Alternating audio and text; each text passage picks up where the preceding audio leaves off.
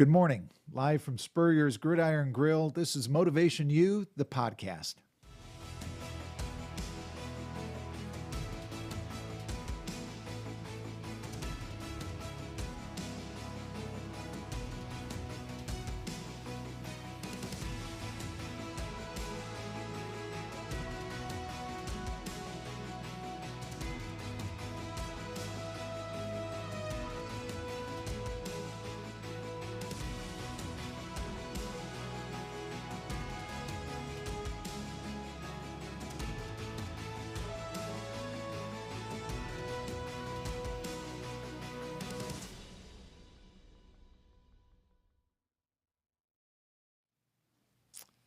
Good morning. We're live here at Spurrier's Gridiron Grill inside the Coach's Podcast Room. Motivation U, the podcast. My name is Bob Ganzak. Our guest today is Richard Allen. We'll get together with Richard in a moment.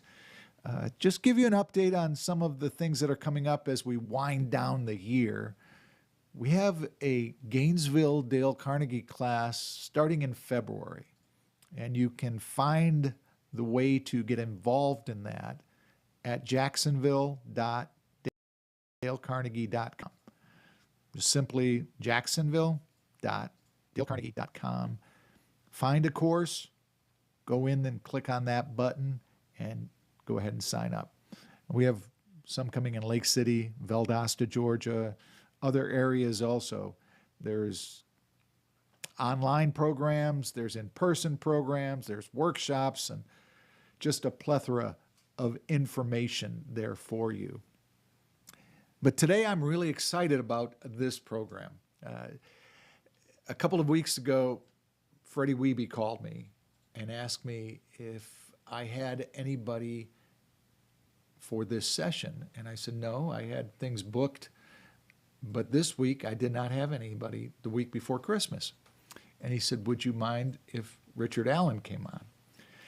So I started looking up Richard Allen, and very fascinating. And I'm looking forward to seeing how far of the journey we can cover in the next 50 minutes. But welcome, Richard. Hey, thank you. It's great to be here. Richard, we'll get into everything that you've done and that you have created, but where did the journey start? Where's Richard Allen from, and what is your background? Wow. Well, like everybody, childhood. Start childhood. I think I was always convinced I was going to be a scientist of some sort. I was really into everything science. As I approached high school age, I was going to be one type of an ologist or another, a herpetologist, an entomologist, a biologist, whatever. I loved it all. And I was sure I was going to go to the university and study something in science. So I get to the university, and it's 1970, and it's the middle of ending the Vietnam War, and it's all this activism, and it's just it's kind of an incredible time to be awakening in the world. And so I wound up taking all the science courses that you would expect, including engineering and electrical engineering and organic chemistry, and I wound up getting my degree in creative writing. and then a couple of years after that, I realized, I probably, I got really involved in music as part of that, because at the University of Florida, in order to work my way through my university education, I became technical director of the University of Florida Sound and Light Systems. And this is what years? This would have been about 72, 73, 74. So during that time, I wound up kind of working almost full-time, doing all the sound and light for the concerts, all the big rock concerts that were coming through, and stadium concerts and all that. And you're running a crew of 60 or 70 hippies, and you've got your radio sets on and your Super Trooper lights going on this, and the sound system. And so it's very technical, but it's also very cool because it's all this rock music and everything. So that was a great way to get through. And you had to be a student in order to hold this job. So I graduate, and I'm going, I moved across the street and took over management of a little record store that sold about 80% of the records sold in Gainesville at the time. And that got me involved in business. And suddenly I'm managing the store. You've got to know what your margins are. You're selling every record for $3.99. You bought it for $3.02. You're not making a lot of margin on it, but you make it up in volume. And and we do really well in the business. And after about a year, I decided, I'd really like to learn more about business. So I went back and got a finance and accounting degree, got a CPA certificate, and that kind of took me into the finance end of business. From there, and this just keeps going, right? So from there, you wind up, I'm still really interested in science and technology. So a lot of the companies that I wound up working for and with were either spin-offs of the University of Florida in some form of technology or science. And I became CFO with a couple of those, COO with Sabine in electronics manufacturing. That got me into electronics itself. Then we decided to do a licensing arm of my CPA firm that would license technologies from the University of Florida. And a lot of those technologies, of course, were biomedical and medical technologies. From that, after a couple of years of very successfully doing office technology and licensing deals with the university, one of those deals became what became my first public company. And we founded a company that was a spin-off of the University of Florida called Regeneration Technologies. Wow. With my partner, Jamie Grooms, in that. And took that, got VC money after about a year or two in. Got what kind of money? VC money, venture money. Okay. Yeah. And and then about a year after that, we took it public on the NASDAQ. So that was our first big splash in the medtech arena. From there, we have wound up founding a lot of medical technology companies and a handful of technology companies since then. So It's a fascinating world to live in this area. When Yeah. you think about the biomedical, a few weeks ago we had one of the members of the University of Florida Biomedical Informatics team here. And I got to work with Dr. Hogan very closely over the years. Fascinating world that you live in. But how do you go from? So did you grow up here in Gainesville? I grew up in Lake Wales, Okay. Central Florida, a small town, good high school. But yeah, I was really anxious to get out of the small town and get to the big town of Gainesville. Yeah, right. And that era you mentioned, the war and everything. You and I went to college at the same time. Completely different parts of the world. I went to the University of Detroit. Yeah. You went to the University of Florida. Different worlds that we lived in, though very similar culture at that same time. But I've spoken to Jeffrey Meldon, who was very involved in the music back in that era. He was. Yeah. Chris Qualman. I Yes. don't know if you know Chris. I absolutely know Chris Coleman. Chris, talk about that Yep. era of putting those programs and those shows together and getting them sold to the They were to both on the students. production talent side. Both of them would bring the acts in. And you were the technology. And I was on the side of, okay, once we got them coming in, you got Bob Dylan coming in, you're going to fill the stadium with people. You got to build these huge speaker stacks. You got to put out the stage. You got to run the stage. You got to run the lights and all that. So yeah. Were you part of the coordination of that, Richard, or were you actually out there I was plugging doing electronics both. in? I was the technical director. Okay. But we also did small acts, and so I did everything. I mean, I would mix stage monitors, and I would sometimes mix house, and but we had a sound man, we had a lighting director, and so I was kind of in charge of all of that. Which was the biggest show you put on? Probably the Bob Dylan Rolling Thunder. And that probably the was biggest. 74? Yeah, probably. Jeff Goldstein would remember, probably 74, 75. Right in there, Rolling Thunder. I do remember that. I love that era of music myself. For this area, I don't even think it's a claim to fame anymore. It's just a matter of fact. I was part of the ownership that put Wind FM on the air. Oh, yeah. So that genre of music is like part of my life too. Yeah, sure. Just knowing all of those things at that time. Right. Interesting.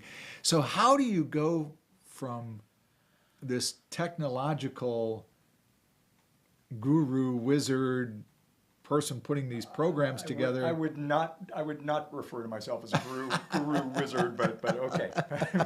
but I get it from that kind of that milieu of electronics and all of that. So a lot of the I guess this gets back to that science when I was a boy. The ologist. Loved science, right? Yes. My deal was I always wanted to know how everything worked. How does that work? How does that work? How does that work? What are the pieces underneath that taking the clocks apart in your house and putting them all back together, and they run, but they kind of shake and rattle a little bit. And all those leftover parts that you had, you go, oh. But anyway, I always wanted to know that. So I think that ties into the same thing. So when we started doing the licensing deals, you really had to drill down into whatever the technology was you were going to license.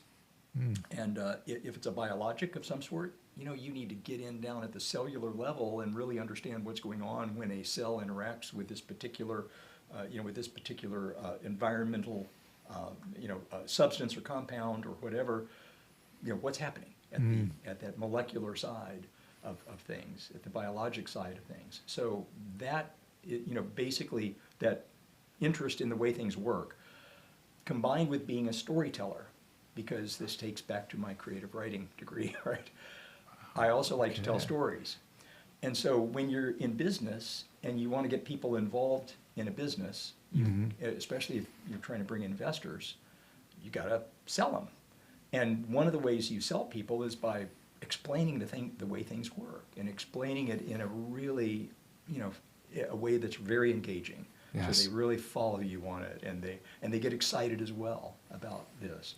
Yeah. So that kind of all fed together to start creating this ability to be an entrepreneur, I guess, to put together the ideas, the concepts, and the teams of people that would make these technologies happen.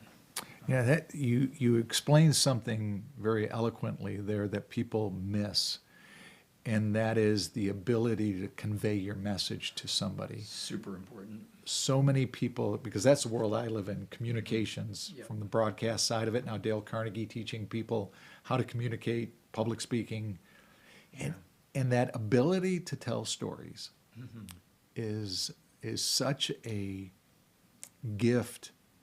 But it's not something that you're given. You can develop that also. Oh, definitely. Because once you realize that the mind works in pictures, your job is to paint that picture to the other person, because they're going to get it in that way.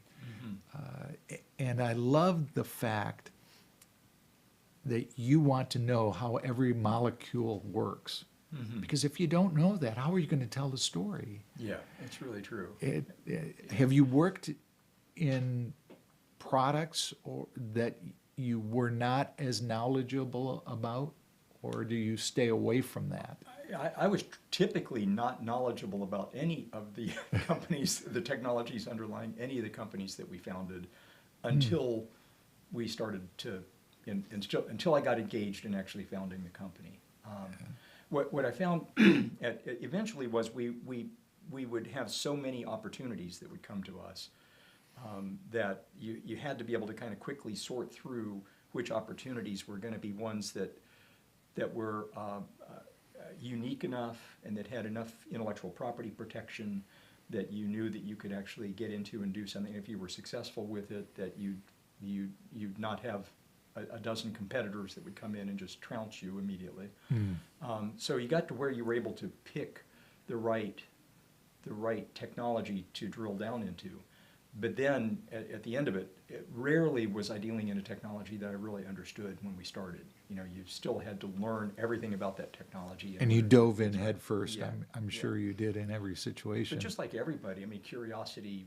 We're all very curious animals, and so the curiosity drives us to learn. Somebody asked me the other day, Bob, like if you were giving advice to a new parent, what would you give them advice? I said, first of all, love your child as much as you can, and second of all, teach them to be curious. Yeah, that's really curiosity. That's it.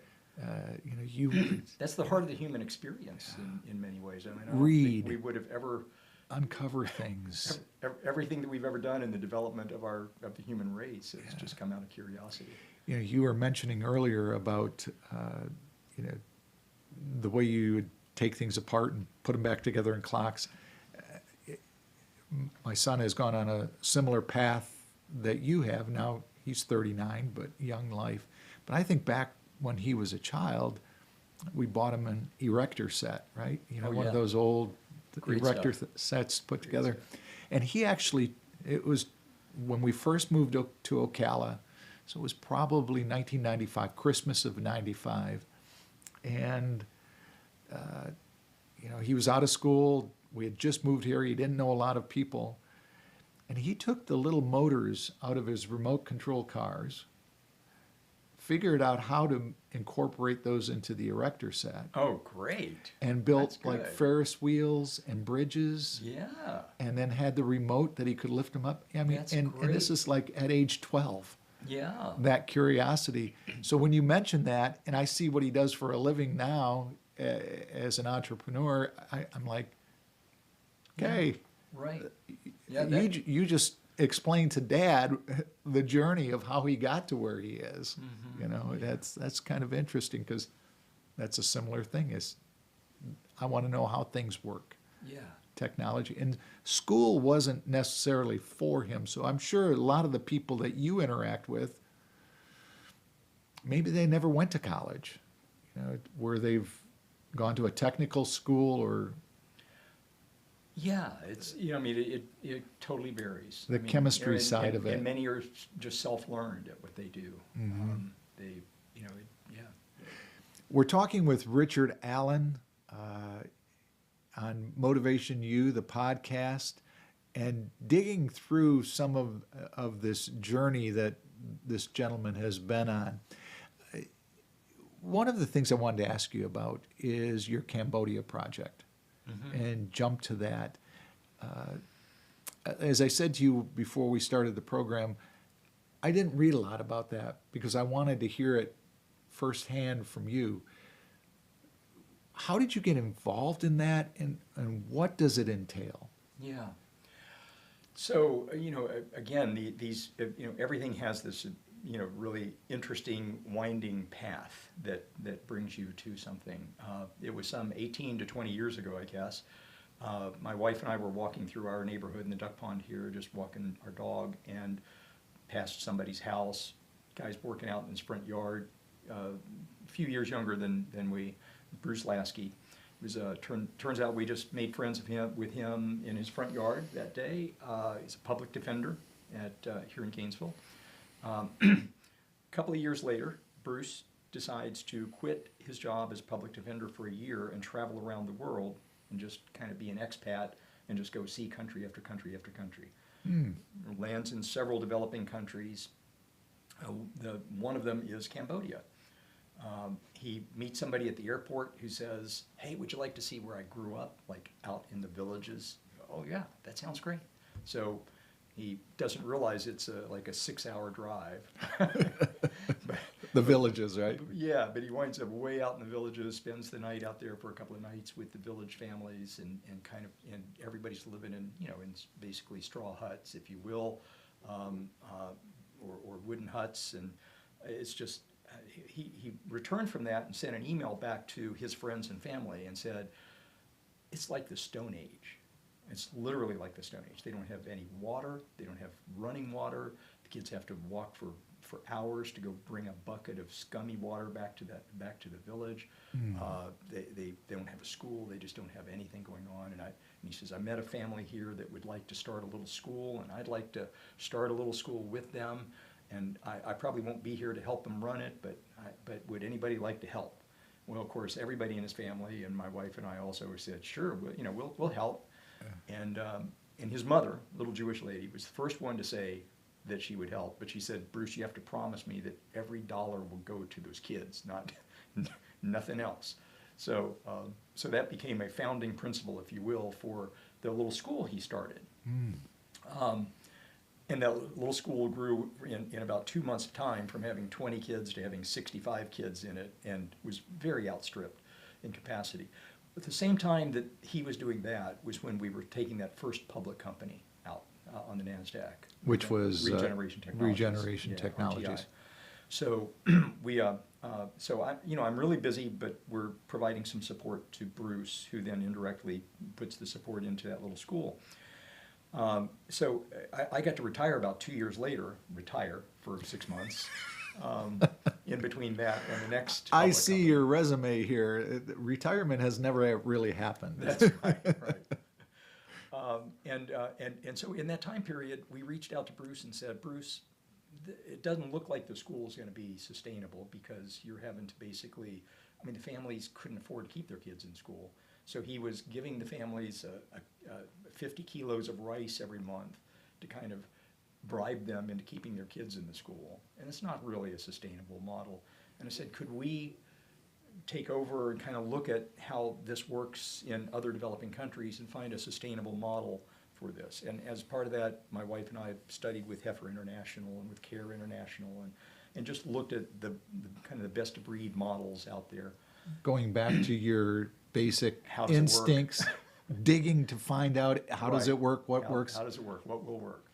And then we flew over there and decided to kind of take this and with one model village, try to create a sustainable system for that village.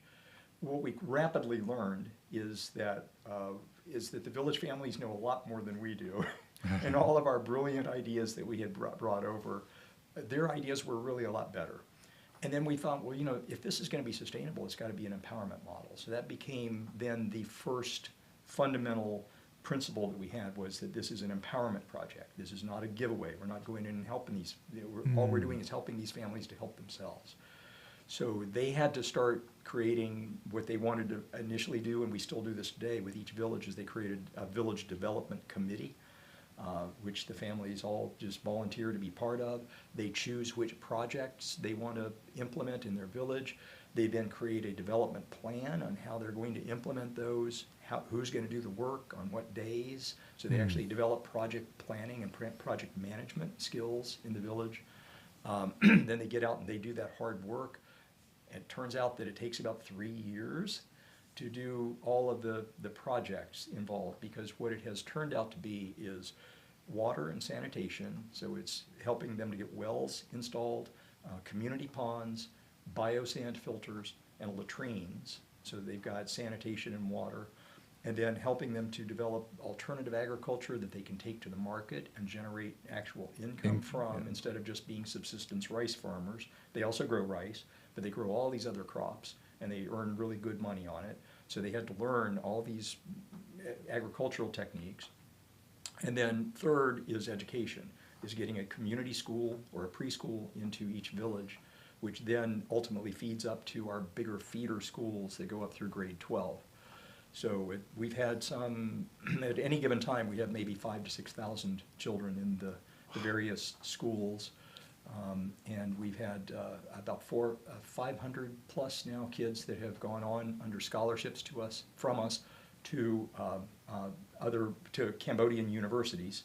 And of those, most of our staff in Cambodia are now made up of kids that started when they were little kids, graduated, went to university, came back, and are now working with us in the program. How long has this project been? So that's an 18-year process from when we first got involved in it.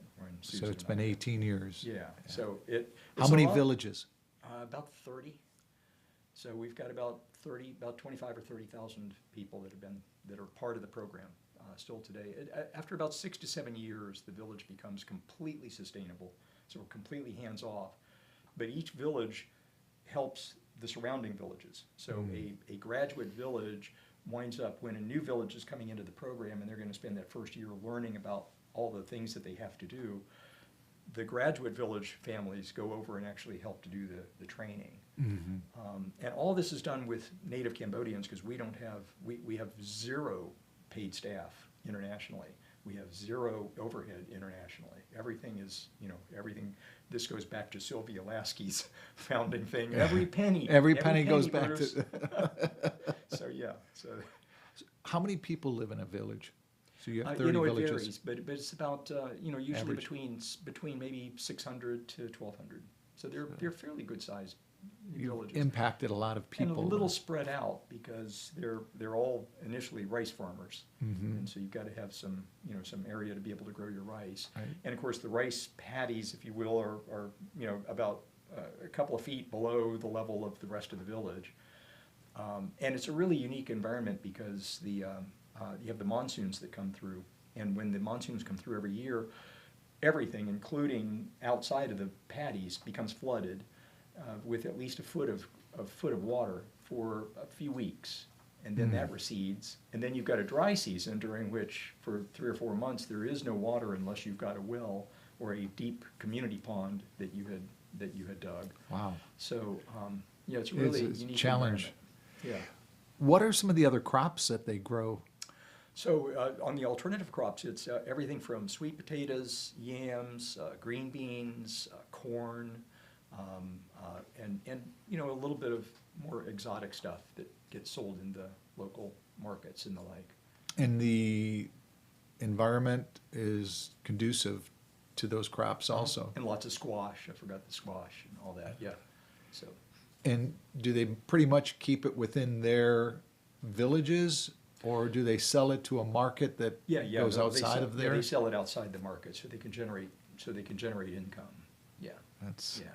That's incredible. One of the things, I'm speaking with Richard Allen, co-founder, director at Voss Systems. Voss Systems, right? And a long list of things that he's been involved in. And we'll touch on as many as we can in the next hour. And if you have a question, please just send it in via Facebook. Just put it in the comments below. Tammy will find it there and share that question with us. And if you have a question for Richard or myself, going back to Cambodia, one of the things we talked about before we were live on the air today was how do you instill leadership skills to those individuals? Because you can go in with your team or your ideas or your thoughts, but then you walk out of there, and they've got to make it happen. Yeah. So the first thing I've learned is that it's not a good that everybody isn't a good fit to be the type of leader that I would want them to be, and I don't always make the right choice. Sometimes you choose somebody that turns out not to have the same motivation, and I think motivation has a lot to do with this. I have a real preference for leaders that have kind of a servant heart, that are not doing what they're doing because they want to advance their career, because they want to do better in the world. I want people that want to do better things in the world, who have the service of the people around them at their heart. In Cambodia, it was a little easier because I'm a Rotarian, and one of our Rotary mottos is service above self. And so when we talked about that over there, they're largely a Buddhist country. And so the concept of service above self really resonated with them. So I think that has helped us in that scenario, that I've been able to really instill that sense of service and service above self into the leaders that we have there. And they truly, truly are servant leaders, in the sense that they're there to help everybody to do their best and to be their best. That's fascinating. I have to get back into Rotary. I was a Rotarian for 20-some years, and I've been out of it now for like the last 10. Oh, I'll send you an email to get you back in the club. I need to get back in. I'm also in charge of new member recruiting in our club. So I need to get back into that. I have two great. I live in Valdosta, Georgia. I have two great clubs. Oh yeah. Right at my fingertips. Yeah.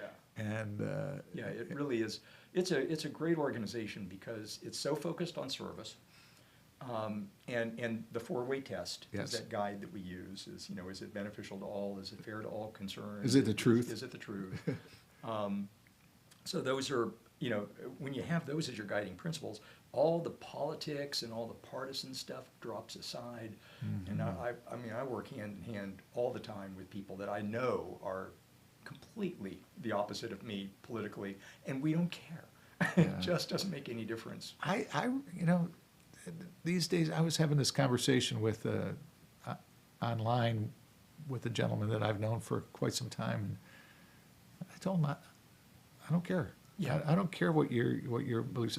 Yeah. Now, when you try to shove them down my throat, or you say something that is false, where Yeah. you're trying to mislead people, Yeah. I'll step in. But I won't step into the political side. I'll step in and say you're misleading people. It's more of the communication style that bothers me rather than what they're trying to communicate. Yeah, I mean, for the most part, what we're doing is we're working on, community projects or world service and that kind of thing. So it's all service, it's all service-based and service-focused. And Speaking of Rotary, as we're talking, and I've been away from it for so long, how is the Polio Plus project going? Did Yeah, they ever going- get it completed? It's going or? really well. They are down to, I think, one country now. I think they're clear in Pakistan now. So I think it's one country in Africa, or I'm backwards from that. It may be Pakistan, and but anyway, they're at that stage where they've got to make it about 3 more years with no cases, and then they can declare that they're polio free in the world.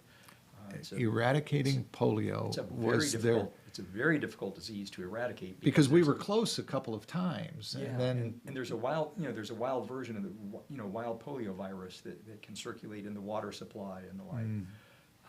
So you've really got to keep on it for a good 3 years, and then if there's just one person that has an outbreak and they travel someplace, it immediately travels there. So it's a very mobile. Richard, before we went on today, you and I were talking about the mental concept, my words, of what you do. And you had said that your goal was never to make money.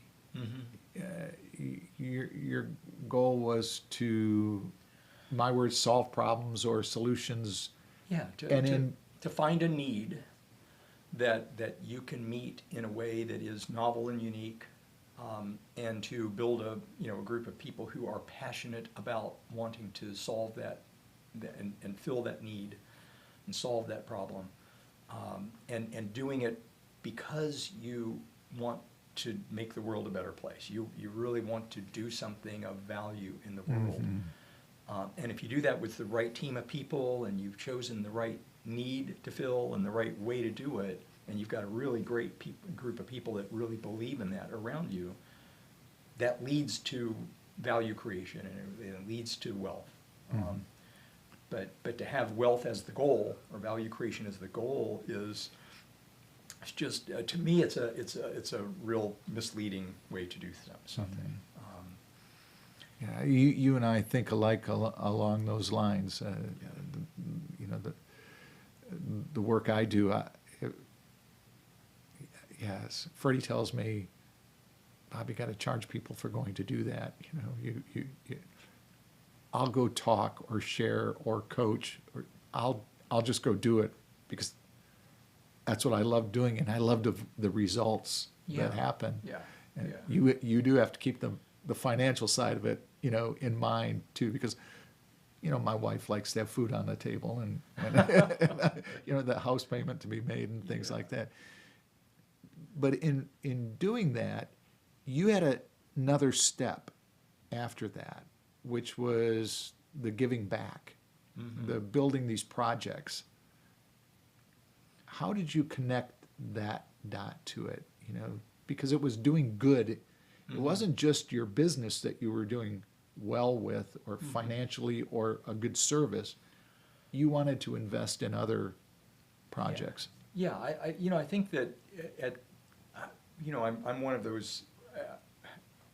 Maybe I've had this my whole life, but certainly as I have aged, it has become more and more present in my thinking, which is that there is an end of life that you come to, and in the last moments of the end of your life, I'm convinced that you don't go, oh my gosh, look at the fantastic buildings I built, look at the big treasure trove of wealth I've created, you say, what have I done to make the world a better place? At least I'm convinced that's what it's about. And so I've really always focused, and more, decade by decade, have focused on what can you do to maximize your impact on good on the planet.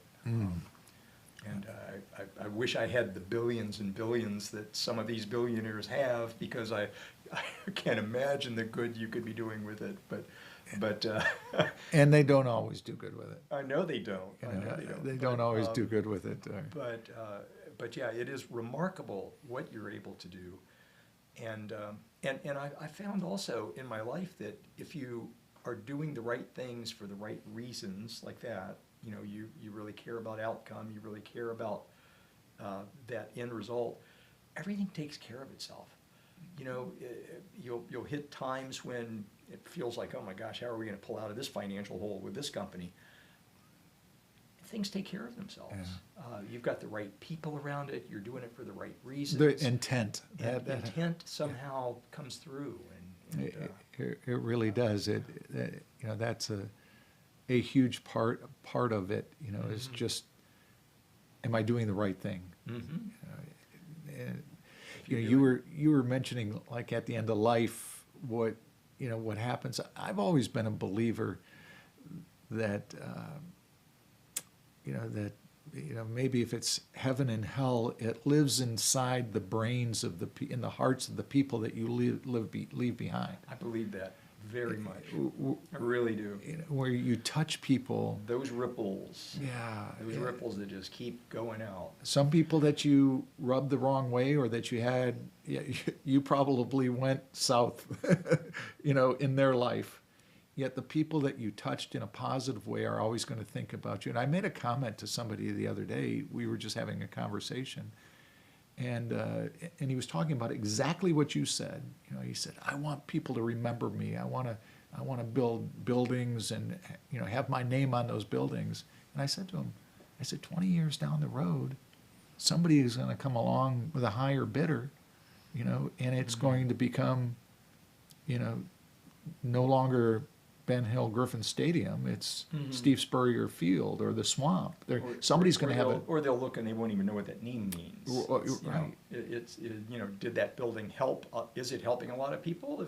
If so, that's great. And that's the motivation. And that's the point. You know, you change the direction. If you can change the direction of the world. And you know, this also goes back to how things work, and it goes back to biology and all of that. Honestly, it's a little self-centered to be doing it this way, because it makes you feel really good in your life. Doing good and having a positive impact on the world around you, really, it you know, like the endorphins are constantly going in your head. You know, it's like we are biologically attuned to wanting to do good for others. When we do good for others, it makes us feel good. So it's not entirely altruistic, I guess. No, psychologists say, you know, that is a huge important part of who we are as creatures. Advice that you would give to young people, younger people. Seems like everybody's younger than us these days, Richard. Young people that are just, you know, they're having some successes in their life. How do they get started on this path? Yeah, I guess just look around for, you know, for opportunities to be of service. They can be involved in, you know, within their city. They can find neighborhood groups. Certainly join Rotary. Rotary's got lots of projects like that, as I'm sure do the other service clubs. But it doesn't have to be that. I mean, they can literally just reach out to. There's so many volunteer opportunities in your local community, and just getting out and doing a little volunteer work where you're really getting yourself immersed in a neighborhood or a community that needs help makes a huge difference, because it gives you such a broader perspective on life and on the world than you might have if you're you know, shut into that little nook of just focusing on your company and your immediate family. I also noticed something in my career growing up is that the people, we always talked about networking with other, investors or business leaders or those type of individuals. And the top of the line, yeah, you might see them at the country club once in a while or at this group or that group, but they're out there serving the community.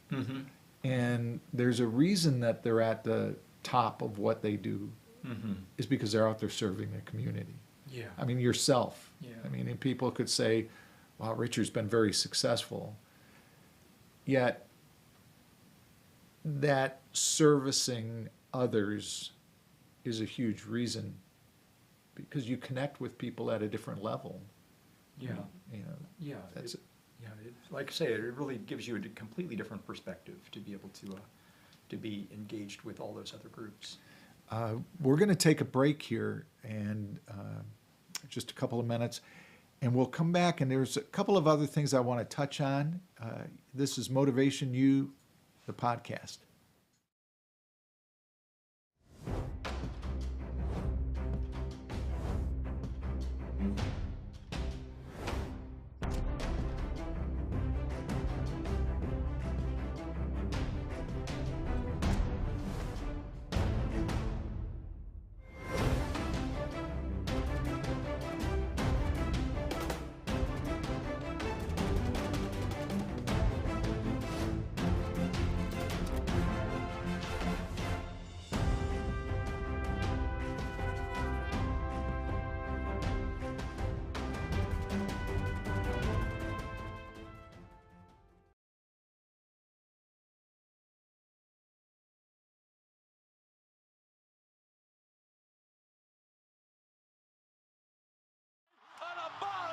We still hear it.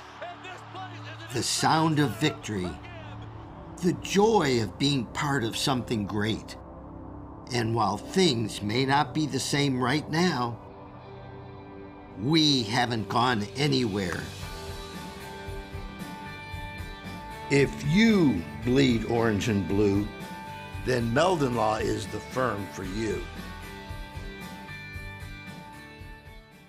Looking for more reasons to celebrate? We have them here at Celebration Point. Enjoy some of the newest additions to our already celebratory lineup, like Dave & Buster's, Les Macarons, and Prime and Pearl. There's always a reason to celebrate. Join us anytime for any occasion. Celebration Point, where Gators come to celebrate.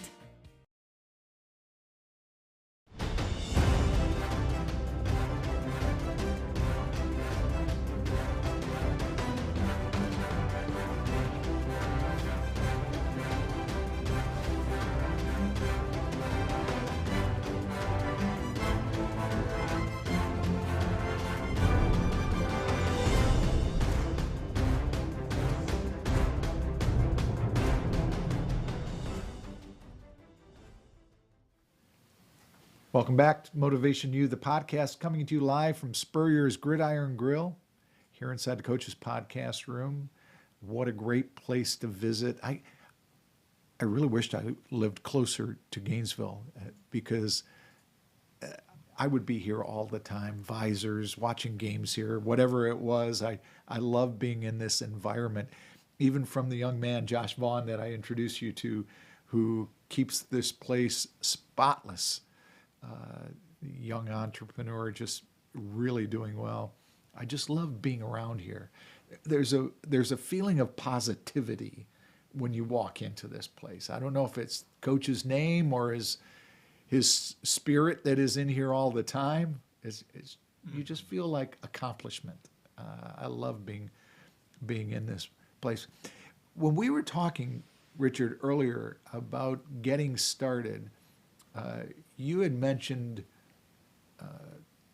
your first big project, you utilized some venture capital. Mm-hmm. As a young man, how did you approach that? Well, I tell you, this is so old school. I had read some books in the couple of years before this about venture funding and how venture funding works, and back then, you had to have a written business plan, which I think probably today, nobody actually does that anymore. You know, you Probably should. You probably just put together great PowerPoint slides and all that stuff. But back then you had to have a written business plan that went into great detail on how you're going to tackle the market and how big the market is and what the competition might be and all the, you know, the possible upside and downside risks and how you're addressing those. It was great. You know, so of course, again, creative writer and storyteller.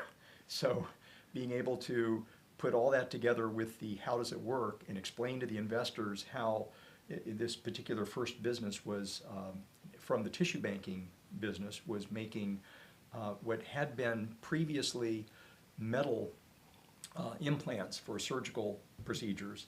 Instead of making them out of metal, making them out of bone instead, but treating the bone in a way that it removed all of the antigenetic material, all the stuff that would create an antigenic response, anything that would give an immune response in the body. But you still have the structure of the bone, and then the bone within your body remodels into your own bone over time. So it's a really great little cellular biological story that you can tell. So you got to tell the science and technology and biology side of that story, and then the business side of the story about how we're gonna really take this out and make this be super successful. Put it all together in a business plan. I literally, talk old school, we mailed that business plan out, the full business plan, mailed it to 30 different venture funds, going, well, maybe somebody will like this and see it. Run it up the flagpole, Right. see if anybody salutes, the old saying. And we had about a little 3-page executive summary on that went in the cover, and it was literally in a manila envelope mailed to 30 different venture funds. And out of the 30 venture funds, we had, I've forgotten what, 3 or 4 that actually replied and visited us. And out of those, there was one that we wound up cutting the deal with. So the very first major business out on the runway, we wound up with a venture fund, and we were just very blessed in many ways. Perfect fit with that fund, a New York-based fund. Wow. And it was actually a Lehman Brothers. Back in the day that Lehman Brothers was around, it was their partners fund. And so very successful with that, and it gave us the financing that we needed to build out all of the clean rooms and manufacturing and all of that. And 2 years later, we were able to take it out on the NASDAQ, and timing was everything. It was one of those situations where the market had been looking really good, and it was a strong market for an IPO. But by the time we're getting ready to actually do the IPO, it's literally June, and then it's into July, and we haven't quite pulled the trigger yet with the bankers, and we're just starting to do the road show, and everybody said, we should really pull this for the summer because everybody's getting ready to go on vacation. So let's pull it for the summer, go back out in late September and get it done. And we said, let's just go ahead and do it now. Maybe we'll get less, but let's do it. We closed it, and 2 months later, the market crashed. And it was flat for 2 years. Had we delayed for the summer, we would have never gotten started out. it. Yeah. Yep. So again, just timing and luck on that. But yeah, and that was a successful opportunity with the VCs. I have had plenty of VC opportunities since then, or VC investments in companies since then that weren't as successful. so If you were going to do it today, if you were back in 2022, what would you do? Today, I would do everything I could to avoid needing VC funding until you are sure that you've got a going concern. I think the challenge with VC funding is that the VC model is set up such that they're based on fast failure. They're looking at having a portfolio of 12 to 20 different companies that they invest in. They want to invest fast. Their whole fund is going to have maybe a 5 or 6 year window. At the end of that period, they want to be able to close that fund and start another fund. So they're going to want to have an exit within that 5 to 6 years from each of those companies. Well, in order to get an exit in 5 to 6 years, you have to really push growth in the first 2 years that you put your money out. So they want to deploy the funding in a way that you will either fail fast and get out of the fund, just go out of business, or you'll be one of those that succeeds and then grows in 3 to 4 or 5 years. It's a really tough environment because, you know, they only need to have 20% of those companies that survive. They can have 70 or 80% of them that die in that 5 to 6 years. So you get too much money too fast. So my recommendation would be to do everything you can in the way of raising angel funds, you know, grant money, anything that you can put together to be able to get yourself far enough along that when you do bring in VC funding, if you have to bring it in, that you know you're going to succeed. You know you can spend that money and you'll be one of those 20 or 30% that comes out the other end successful. You had mentioned also that you're not a big fan of these private equity type of things. Yeah, I'm not. I mean, you know, everything has a reason, and I don't criticize anybody for being in a private equity fund. But private equity, by its nature, is trying to buy something cheap, buy companies cheap, just do anything they can in 2 or 3 years to Smoke and mirrors or whatever. Well, whatever. I mean, they usually wind up letting go of a lot of people. And then they spend a lot of money and try to get a lot of growth really fast, and then they try to turn around and either sell it for, you know, a big upside or take it public again. So it's from the individual companies that are getting the PE money and funding. I don't care for it. I mean, like I say, I like to build a business because you've got a group of people around you building the business who are really dedicated to what you're trying to accomplish, and what you're trying to accomplish is something that's meaningful. It's going to make a difference in the world, and that, you know, that's just not the right fit for a PE investment. And to each his own in every Yeah, situation. absolutely. One of the things I want to go back to that you had mentioned, how do you build the confidence? I mean, I see in the world I live in, you know, the first principle, the first driver in a Dale Carnegie class is developing self-confidence. And I see a lot of people, not just young people, generations, our generation and down, it takes a lot of nerve to want to stand out in front of somebody and convey your dream to them.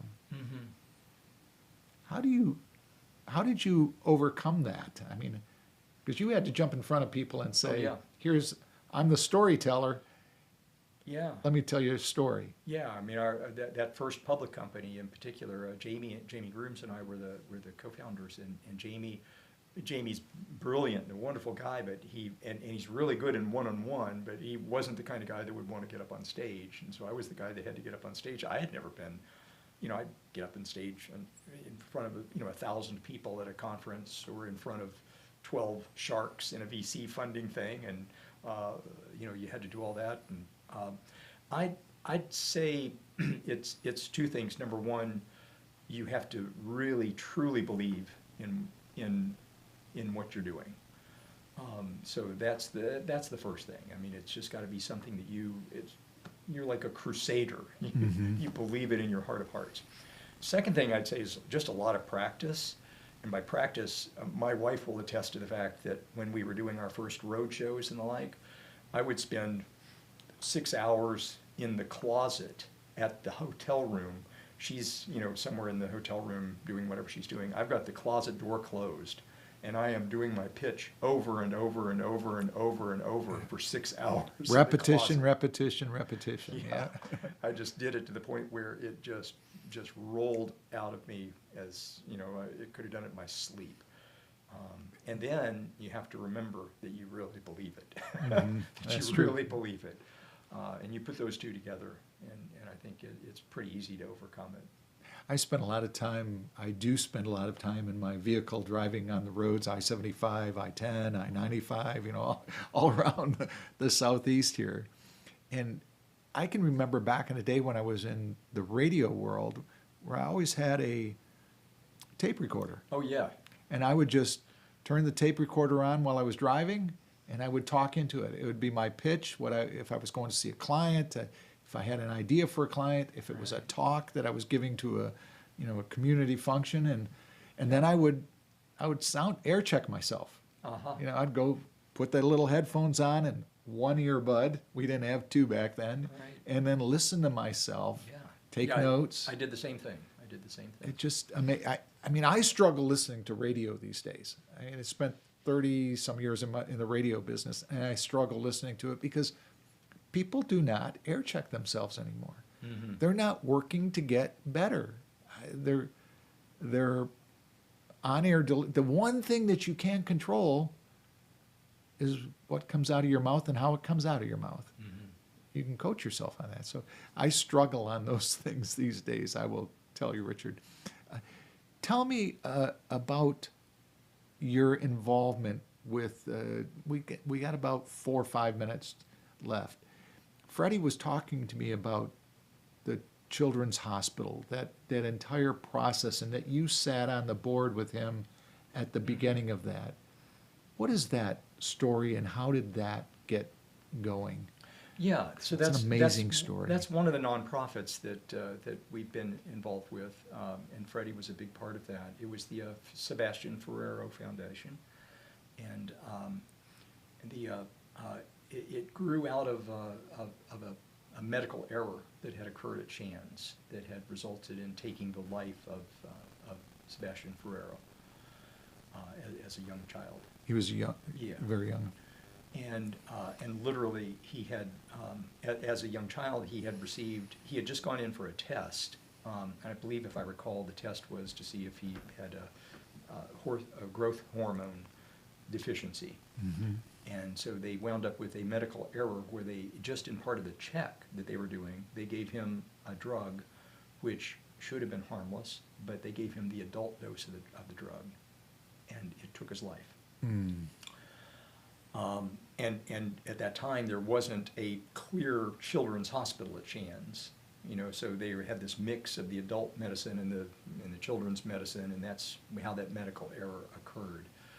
So that from that, what do you do when you lose your child? You know, you want to make a difference in the world, right? You want to have something incredibly positive come out of it. And the Ferrero family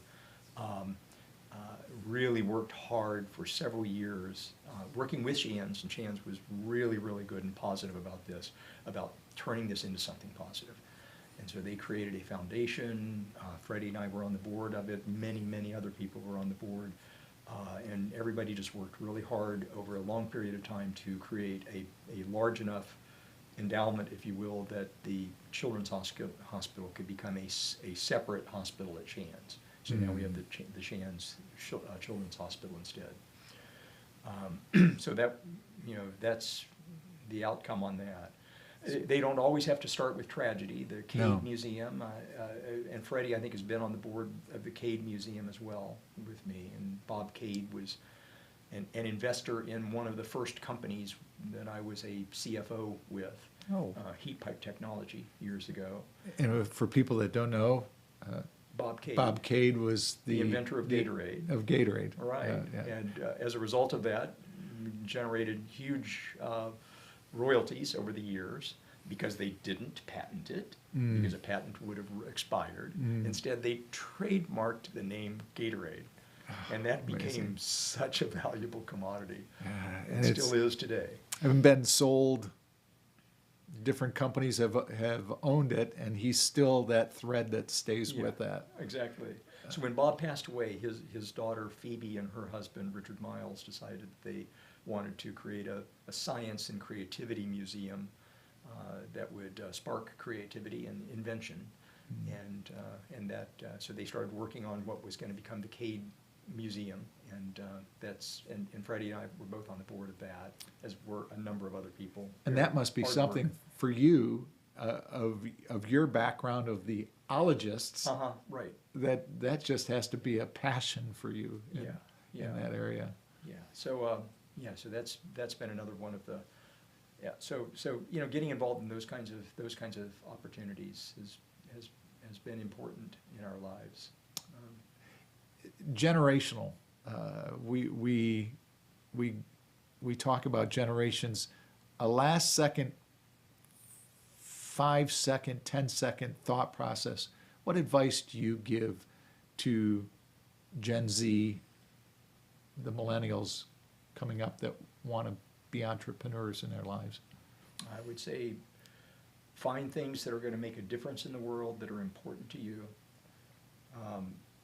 Put together dedicated people around you who share that vision, people that you really believe in the values of, and get ready for a lot of hard work because it's a lot of hard work. All of the overnight successes that I'm aware of took about 10 to 15 years. Yeah. So, but yeah.